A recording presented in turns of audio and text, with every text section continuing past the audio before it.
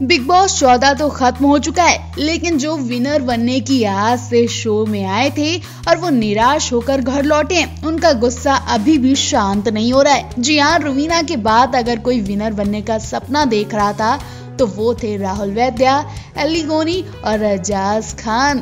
खैर, एली और राहुल तो टॉप 2 और 4 तक भी पहुंचे, लेकिन एजाज खान तो 2 हफ्ते पहले ही आउट हो गए थे।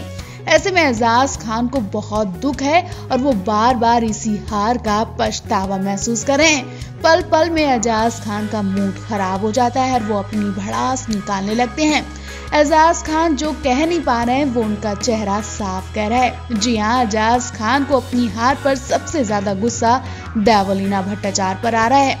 बेशक वो देवलीना से कुछ कह नहीं सकते, लेकिन इस वक्त उन्होंने जो देवलीना को लेकर जवाब दिया है उससे अंदाजा लगाया जा रहा है कि वो देवलीना का चेहरा भी नहीं देखना चाहते हैं और अपनी हार का सबसे बड़ा जिम्मेदार देवलीना को मान रहे हैं। और अगर उन्हें पता होता कि देवलीना उनकी प्रॉक्सी बनकर जा रही हैं, तो वो कभी इतना बड़ा रिस्क नहीं लेते, ना ही हार कराते। यूं कहे कि इस वक्त भी एजाज खान को देवलीना पर इतना गुस्सा आ रहा है कि अगर वो उन्हें मिल गई तो ना केवल वो उनसे बात करेंगे बल्कि हाथ भी उठा सकते हैं। देखिए एजाज ने देवलीना के लिए क्या कहा। एजाज खान ने कहा कि मैंने बिग बॉस का एक भी एपिसोड नहीं देखा, मैं इस बारे में कोई कमेंट्स नहीं कर सकता। वैसे ये प्रॉक्सी का सिस्टम मुझे जरा भी समझ नहीं आया। मेकर्स देवलीना भट्टाचार्य को मेरी प्रॉक्सी बनाकर शो में क्यों भेज सकते हैं। एजाज ने कहा कि मेकर्स कैसे सोच सकते हैं कि देवलीना मेरी तरह व्यवहार कर सकती हैं। वो चाहकर भी एजाज की तरह नहीं बन पाएंगी। मैंने बिग बॉस 14 के गेम को पूरी शिद्दत के साथ खेला था। मैं वही करता था जो मेरा दिमाग कहता था। देवलीना ने भी इस गेम को गंभीरता के साथ खेला होगा। मुझे नहीं पता कि देवलीना भट्टाचार्य ने घर में जाकर क्या किया है। दोबारा शो में न आने के सवाल पर जवाब देते हुए एजाज खान ने कहा, मेकर्स ने मेरे मैनेजर से बात की थी, किसी ने भी मुझे डायरेक्ट फोन नहीं किया। वैसे भी मैं अपनी फिल्म की शूटिंग में बिजी था। मुझे यकीन नहीं हो रहा कि मैं बिग बॉस 14 के फिनाले का हिस्सा नहीं बन पाया। सबको यही लगता है कि उन्होंने सबसे ज्यादा मेहनत की है। मुझे भी यही लगता है कि शो के दौरान जितना समझ आया मैंने उसी के हिसाब से गेम खेला। मतलब एजाज खान को बिल्कुल उम्मीद नहीं थी कि देवलीना इतना गंदा और घटिया गेम खेलकर जल्दी आउट हो जाएंगी। 21 फरवरी की रात हर कोई बिग बॉस 14 का आखिरी सेलिब्रेशन या यूं कहें कि फिनाले देखने में लगा था। इस दिन वो सभी कंटेस्टेंट पहुंचे जो पहले ही आउट हो चुके थे। बाकी 5 फाइनलिस्ट कंटेस्टेंट के पेरेंट्स भी पहुंचे थे, लेकिन बिग बॉस 14 के एक कंटेस्टेंट के लिए ये रात बहुत बुरी गुजरी। वो कंटेस्टेंट इस रात को फिनाले में शामिल भी नहीं होना चाहता था, लेकिन मजबूरी में वो पहुंच गया। लेकिन उसके बाद इस कंटेस्टेंट के साथ जो हुआ वो देखकर हर कोई हैरान है। जब हर कोई फिनाले में मस्त था तो वो कंटेस्टेंट एक बड़े दुख से गुजर रहा था। वो सब कुछ देख तो रहा था, लेकिन ना ही कुछ बोल पा रहा था और ना ही कुछ सुन पा रहा था। जी हाँ, हम बात एजाज खान की कर रहे हैं, जिन्होंने पहले कंटेस्टेंट के रूप में बिग बॉस 14 में एंट्री ली। फिनाले के बाद से एजाज खान की हालत खराब हो गई। वो हारने का सदमा सह नहीं पा रहे हैं। जी हाँ, एजाज खान को अपने ऊपर पूरा भरोसा था कि वो बिग बॉस विनर नहीं तो टॉप 3 या 4 फाइनलिस्ट तो जरूर होंगे, लेकिन ऐसा नहीं हुआ। एजाज खान के दिमाग में बार बार एक ही बात घूम रही है। खबरें तो ऐसी भी है कि एजाज खान फिनाले में शामिल नहीं होना चाहते थे, लेकिन उन्हें होना ही पड़ गया।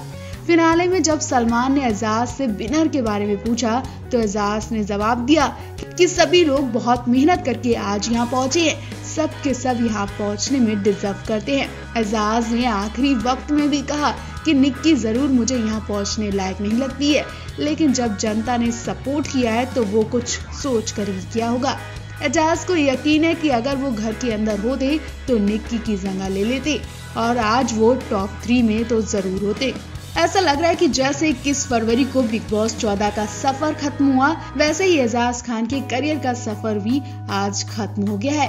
वो पहले ही अपने करियर को लेकर परेशान थे। उसके बाद बिग बॉस एक सबसे बड़ा मौका था, लेकिन एजाज खान ने ये मौका भी गंवा दिया।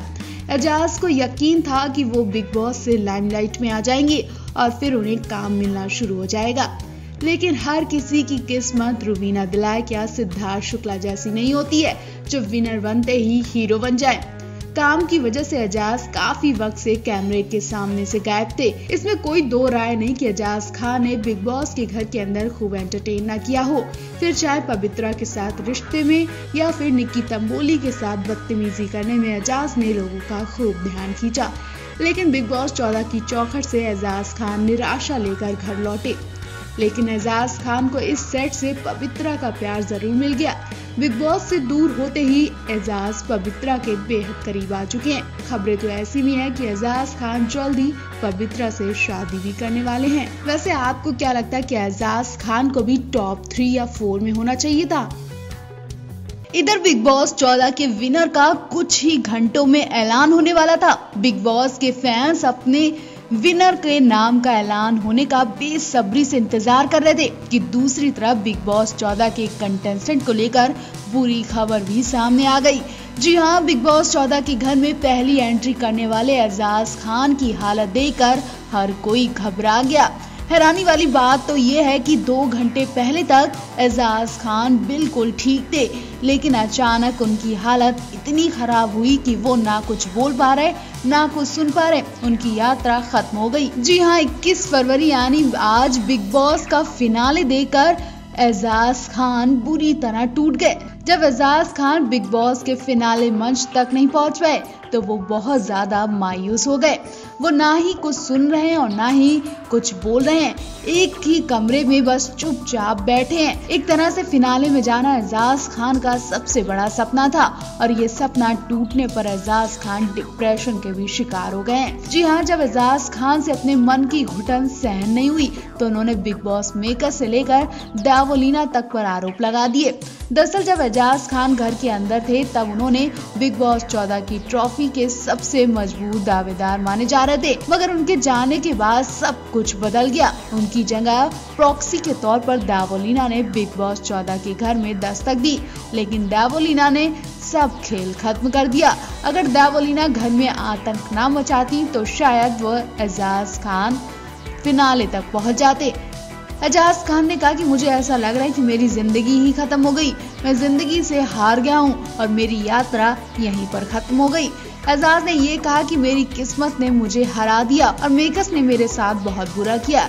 एजाज ने कहा कि कई लोगों ने मुझसे कहा कि तुम्हें दोबारा बिग बॉस के घर में जाना चाहिए था, तुम बिग बॉस के फिनाले पहुंचने लायक हो।